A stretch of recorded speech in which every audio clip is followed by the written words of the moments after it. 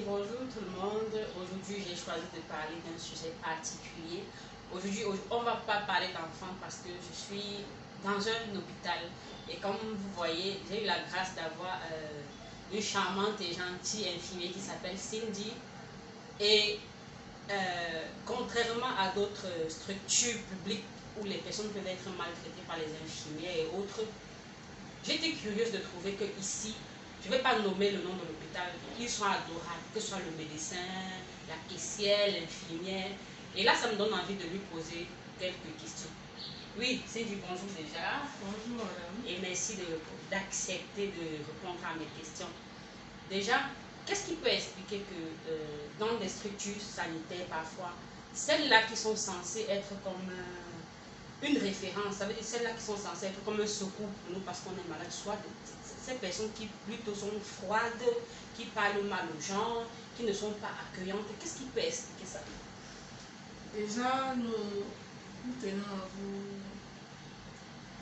à vous dire qu'il y a plusieurs facteurs qui peuvent entrer en jeu. Il y a plusieurs facteurs, par exemple la famille. Il y a d'autres personnes qui ont des problèmes familiaux et puis quand elles arrivent au lieu de travail, elles se mettent à déverser ces problèmes sur les patients et sur leur entourage. En deuxième lieu, on peut parler des revenus mensuels.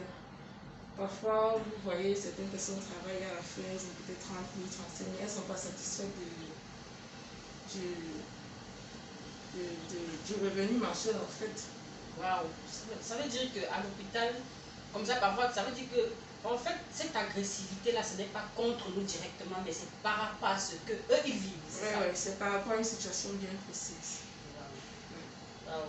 Là, je comprends. Ça veut dire que on n'est pas parfois bien payé à la hauteur peut-être du service qu'on rend. Oui. Ça peut aller de combien à combien, je ne sais pas.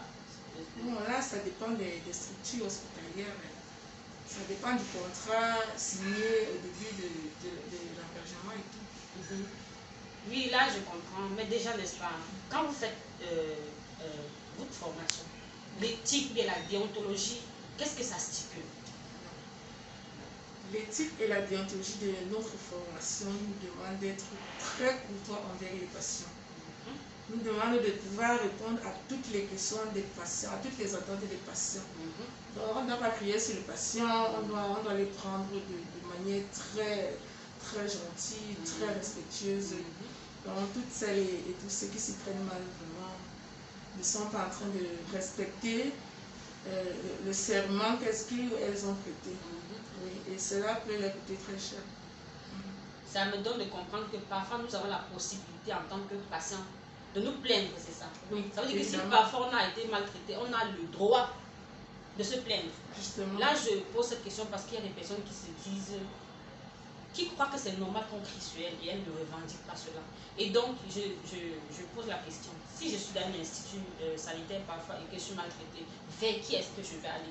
Je demande au directeur de l'hôpital ou bien je demande, je ne sais pas, vers qui est-ce que je vais aller? Vous pouvez vous retourner directement vers le directeur de l'hôpital en cas de force majeure.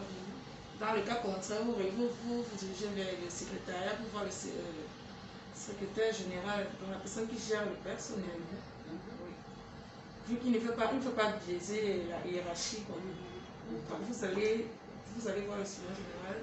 Si le surveillant général n'est pas disponible, vous pouvez faire une lettre dans la boîte à suggestions, vous la mettez là et si vous avez regardé le nom de l'infirmière ou de l'infirmier qui s'est mal comporté parce qu'on demande de vérifier le nom.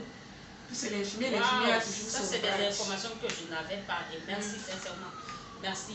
Là, je comprends que nous avons des droits en tant que patients. Quand nous venons dans un institut, nous avons des droits. Mais c'est juste que beaucoup de personnes ignorent ces droits et parfois vont se plaindre où il ne faut pas. C'est mieux je crois que c'est mieux d'avoir les informations nécessaires. Et là, je vais dire merci parce que ça me donne de comprendre qu'aujourd'hui, malgré ce qui se passe, il y a encore des infirmières ou bien un personnel soignant adorable qui est à l'écoute des malades. Parce que avec tout ce qui se passe partout là, tout le monde croit que on s'adresse partout mal aux gens, on n'est pas accueillant. Mais sincèrement, là, je peux témoigner, je ne veux pas nommer l'hôpital, Mais je dis, ça fait 3 jours que je suis ici et le service est juste super. Alors Cindy, je vais te dire merci de m'avoir accordé ces quelques temps. Merci et à la prochaine. Merci, je t'en prie. Arrête.